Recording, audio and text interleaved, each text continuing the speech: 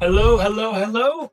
Welcome, everybody listening through their podcast platform or YouTube. Excited to see you today. This is your host, Carson Herline, talking today on the podcast, Generational Gains, where typically it's my dad and I.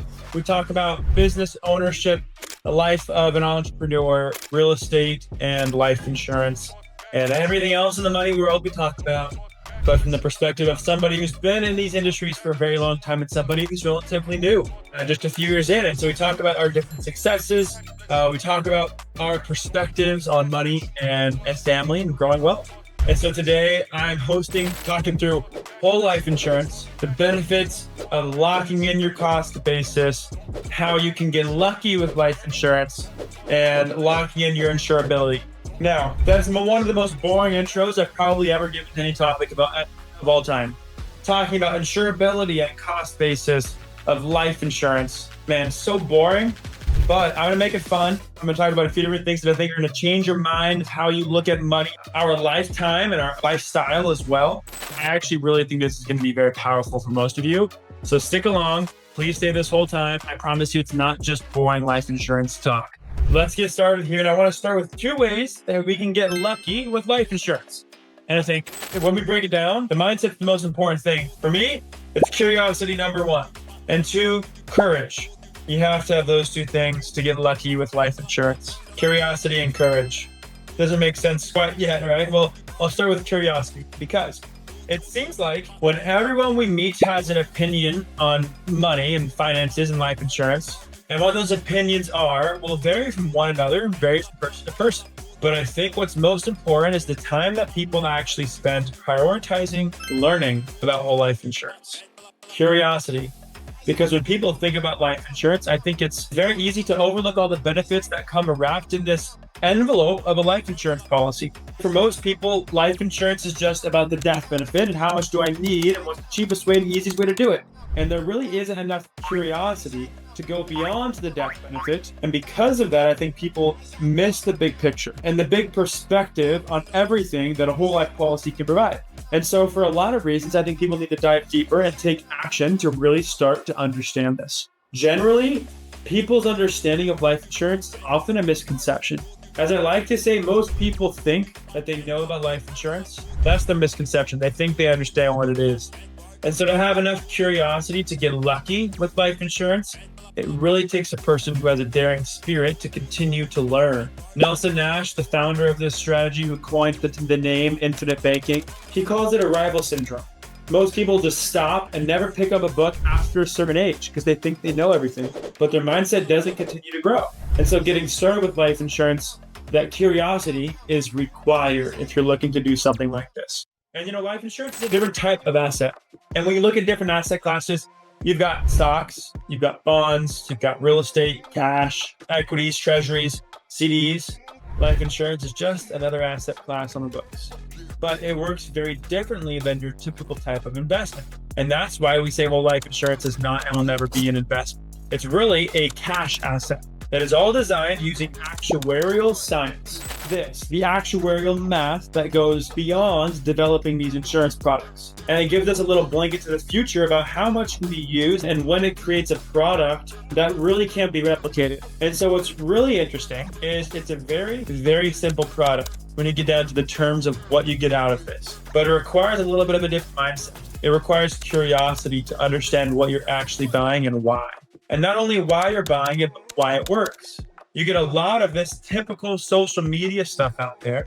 It's really just this mistrust and this misconstrued cash value conversation and ROI conversation where it's like, hey, look, at the cash value, you get this, and look how fast it grows, and you can borrow against it. And it just bleeds dry the life insurance policy at the earliest possible time. And if you actually really understand what you have, that it's an asset that you can't just get anywhere, it's a very long-term approach to strategic capital management and accumulation. And this will create just much bigger and better and more secure and safer outcomes than what you could do with anything else on its own. And a lot of that has to do with the fact that you can use whole life insurance and create value inside of the policy through the policy loan options, leveraging the cash value against your policy to use your money elsewhere. you're doing more than one thing at the same time with your money. That's the biggest piece. You are letting money sit with the insurance company, earning interest and dividends, and then you're taking loans against your policy to then use your actual capital to go invest or pay things off or purchase something, the actual banking of the policy. And so you start to figure out that this is a policy that does more than just provide a permanent death benefit with a fixed premium. And there's more benefits in that, some people ask. Well, yes, but it requires a new way of thinking of how to get even more value out of life insurance policies. And the fact that the majority of people, including financial advisors, aren't aware of this, or if they are, they're not bringing it to their clients. It definitely is a requirement for people to be their own best advocate. And this comes back again to just being curious enough to understand. So why do people continue to buy life insurance, specifically whole life? For nearly 200 years, this product's been around. I've heard for a very long time that life insurance is outdated. That's what I hear all around. And it's boring and poor investment with bad returns and all the bad things people can label it with. But here, it is actually working like clockwork for nearly 200 years. And really think, people ought to ask, why is it still working? And I think what you would find is that it works because it's based off of math. 2 + 2 = 4, right? That makes sense. And when you have a whole life policy and you get down to the bare mechanics of it, and you understand that the cash value today must equal until your age 121, the death benefit always equals the cash value every single time. And that's just the math behind it. But what that means is that cash value that you have access to use is the death benefit. It's today's value of the death benefit, because the death benefit's smaller now and it will increase forever. And at the very end, death benefit has to equal cash value because the cash value is the death benefit. So in the beginning, if the cash value is a small amount and the death benefit's a big multiple, that's because you only have access to today's equity of today's death benefit value, which is what the cash value really is. The cash value is just the death benefit. And so because they have to be equal, the bigger the death benefit long-term, the more cash value you'll have in your life. And so it's not like what people are accustomed to do, which is the investment idea. And they're thinking, I'm gonna get 10x my money over this time frame. And what kind of risk do I have to take to double X or 10x my money? but guess what? There's no risk. This is not an investment. This is a contract that is guaranteed to perform. No matter what, it's 2 + 2 = 4 every time. The cash value is going to equal the death benefit in the end. And so there's only one type of contract that spells this type of policy out and guarantees that what you want to happen here. So no luck, no skill, no guesswork required, no hypothetical returns, no guessing with the market, but be curious enough to understand why this happens, how it happens, and when you do that, it'll all make sense. And so the insurance companies, they just put a number on a table in black and white, and you look at the net cost of the commissions, the fees, and the cost of the life insurance. Whereas what we're used to doing is getting a statement at the end of every quarter or every year from a 401k administrator or a financial advisor or money manager that gives us the typical annual return. So we're looking at the annual rate of return in those type of accounts versus the cost basis in life insurance. So we're not comparing these things apples to apples. And they're not the same product. One's an investment, one's not. So you can't compare life insurance as an investment because it's not going to be one. It's all guaranteed. There's no risk.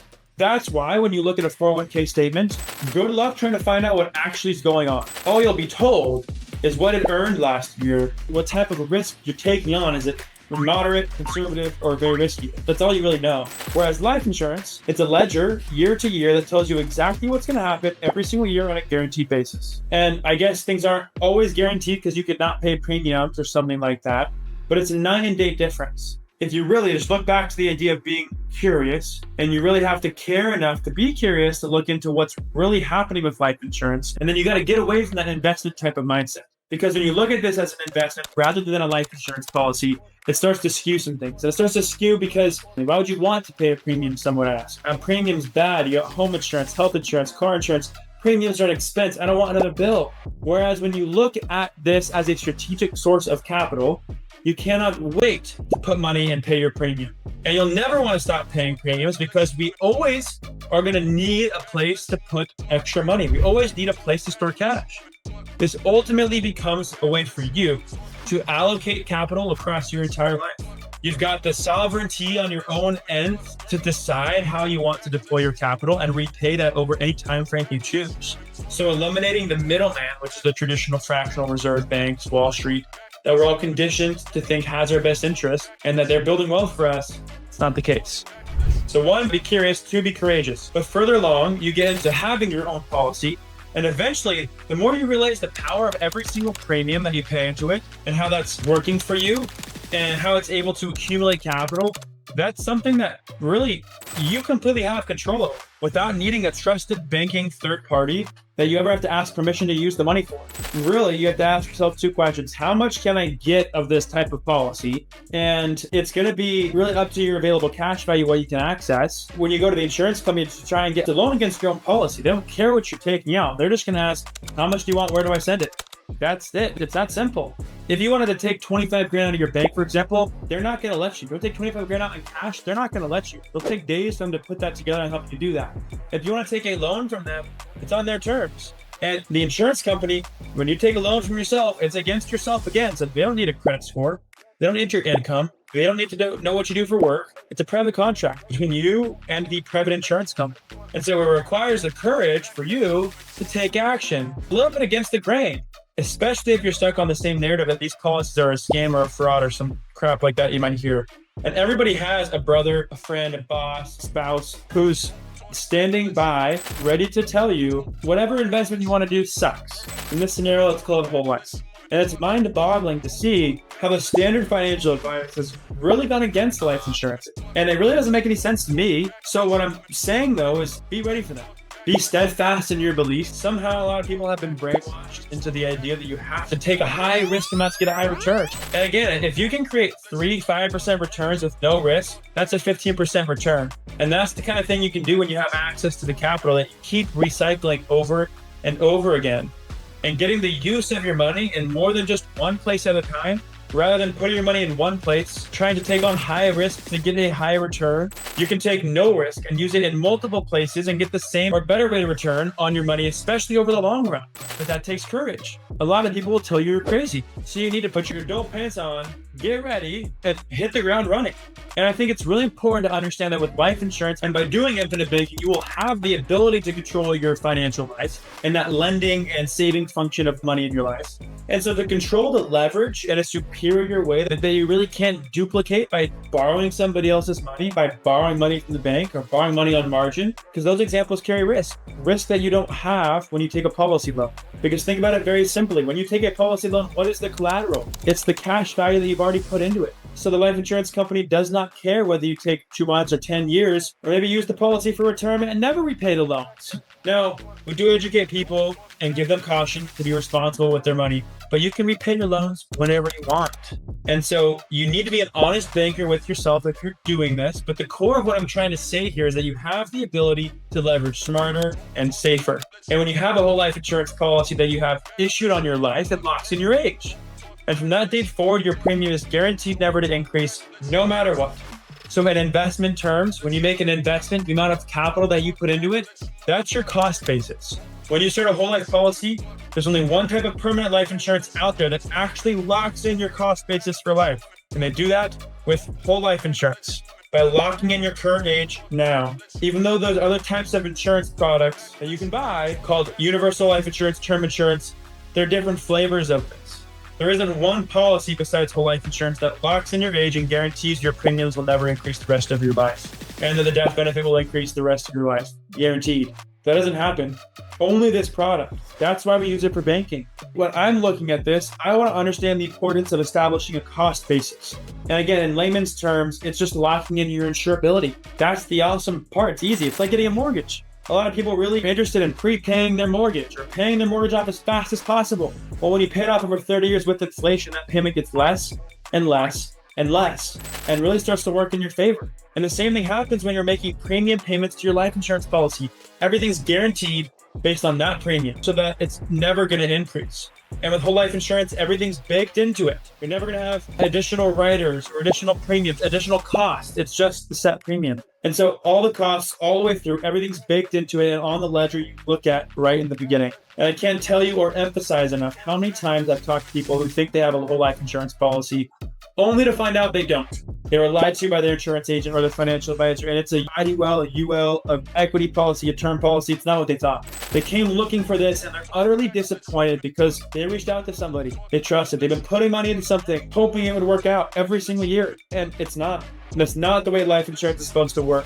And so you should read the fine print of your contract and know what the policy is before you set it up. But that's why we are so keen about who you work with and how you set it up. It needs to be done the right way with the right people to do banking. It makes me realize how blessed people are when they choose to set up a whole life policy the first time or at a young age or a good amount of money, because they're setting up a strong foundation and they're providing certainty in their life. The only certainty you can get from life insurance is from whole life. And the idea that I had and kind of going into this episode, kind of scripting out some ideas for this, was getting lucky with whole life. And it really came to the fruition from that experience and talking to people about the unfortunate experiences of coming to the realization that they had the wrong policy, they had the wrong product, they had the wrong savings plan all along. They were unlucky in a way, or so to speak, because they thought what they had done was this and it wasn't. And in most cases, I'm actually able to kind of rectify that and work on fix that, because you can do different 1035 exchanges and move cash value around into different products. But getting lucky with whole life is really meaning that once it's in a place, it really can't ever be taken away from you because it's guaranteed to perform. You've got one responsibility as the policy holder. The only risk in the entire thing is on you. And the risk is funding it. You got to capitalize it. You got to build it up. You can't fund it over the years. It's not going to be as beneficial, but that's the risk you're taking on. The risk is on you now instead of somebody else. The control is in your hands. You need luck with everything else. You don't need luck with this. Making sure you set it up right and making sure you have the right mindset to start this with and being curious.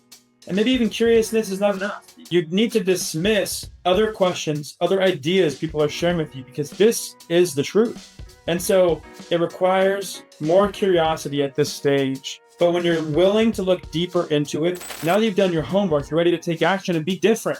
Be like that successful person who has a whole life policy. And sometimes those people that have whole life didn't even realize they had it. They were lucky. So you need to get lucky in terms of being in the right mindset, in the right place, at the right time to catch this idea and make it work for you. Nelson Nash, the founder of the infinite banking concept, said that the infinite banking concept is something you can catch more than you can learn. It's like you have to be in the right place at the right time with the right attitude to really get it done. And you need to be curious and brave enough to check out something new. Basically, it's all about just being lucky enough to catch the idea and then be smart enough to do something with it. Thank you for joining today. Now I leave this to you. It's time for you to take action. If you want that certainty, you want that guarantee, you want that foundation in your financial life, this is it. Find me on social media, email me, call me. I'm here to help. If you would like to learn how to set up a policy of your own, you'd like to build a banking system you can trust and build a foundation on, please reach out to me. I would love to teach you the strategy of banking more in depth. Thank you again for listening. I'll see you on the next episode.